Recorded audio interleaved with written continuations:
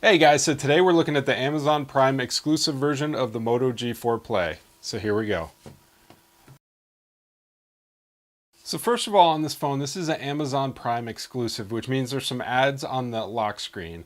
I thought this would be a huge issue for me, but honestly, it didn't really bother me at all. I usually just put in my code and swipe right into the phone, so seeing those ads on the screen, I barely even notice them anymore. The phone is capable of both CDMA and GSM.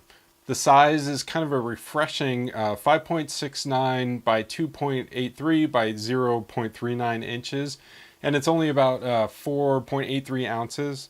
And the version that I'm reviewing is the 16 gigabyte version with 2 gigabytes of RAM.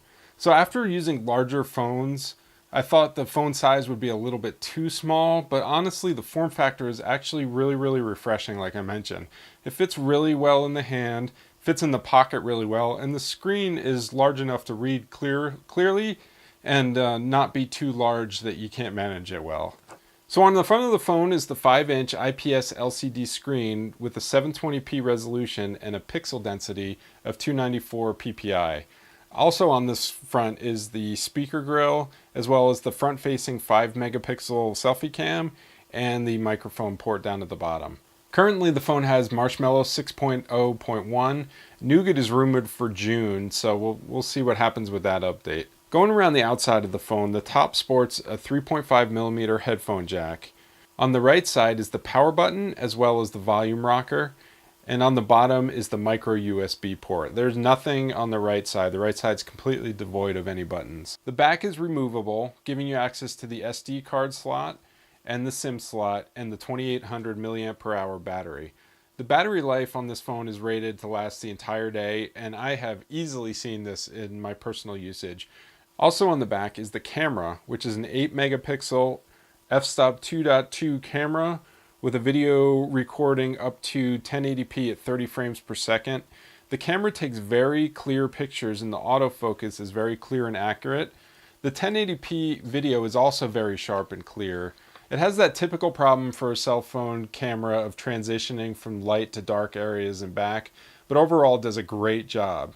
Is it the best camera in the world? No, but it's a fantastic one for a cell phone in this price range. Inside the phone is a quad-core 1.2 GHz Cortex-A53 processor with the Adreno 306 GPU. While this is an older combination, the day-to-day performance of the phone is great. It has very snappy navigation. I didn't see any slowdowns. Graphically intensive games tend to have moments of sluggishness, but all in all, there's no problem with most of the titles I tried, and with casual games, there's absolutely no issue at all. The phone has built-in GPS and GLONASS, and really this is the only pain point that I had on this device. Most of the times it got the signal really quickly, but frequently lost the tracking during my navigation. It would either skip over a little bit so it would think I'm a block over, or just completely lose it and I had to wait a few seconds for it to sync up again. I'd like to say this wasn't very frequent, but unfortunately it happened at least once every time I tried to navigate. And I don't know if this is a hardware problem or something with the firmware that's going to be fixed with the Nougat update.